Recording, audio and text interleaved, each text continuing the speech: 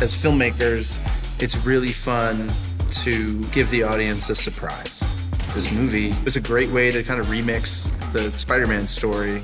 One cool thing about the Spider-Man is that when you put on that mask, no one knows what you look like, and it could be anybody. Brian Bendis put a completely new character back there. Over the many years that I was writing Spider-Man, people would come up to me and tell me their story of what Spider-Man meant to them. The takeaway was always that anyone could be under that mask. My name is Miles Morales. Brooklyn! I'm the one and only Spider-Man. At least that's what I thought.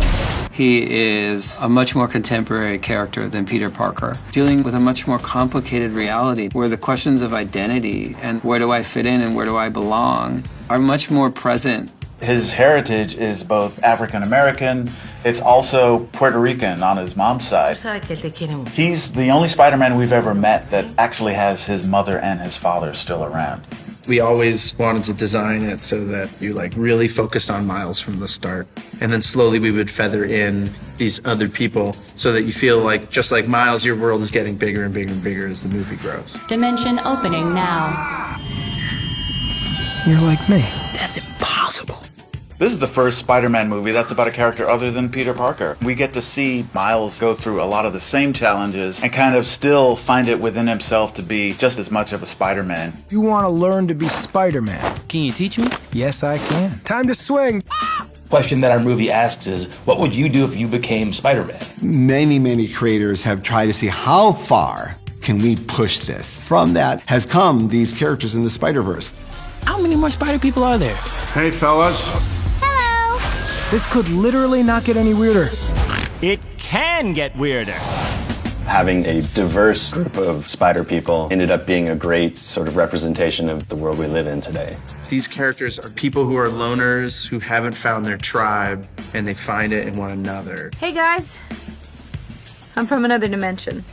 I mean, another dimension. We're used to a Spider-Man where there's only one in the universe, and what Chris and Phil have done is opened up the multiverse, so that gave us this amazing visual playground where we could really explore so many different looks. You can have Noir coming from the black and white world. You can have Penny, who comes from an anime world of the future. Spider-Gwen's world, to me, is one of the most beautiful, and it was based on the Jason Latorre and the Sarah Pichelli comics.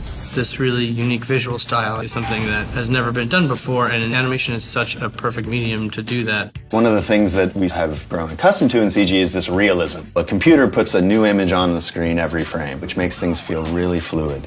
We stripped half of those out. So there are 24 frames in a second. We only have 12 images on screen. It makes all our animation feel really crunchy. And then separately, when we light the stuff, as opposed to lighting it in a way where we're imitating reality, we light it in a graphic representation of what kind of mood we're trying to create.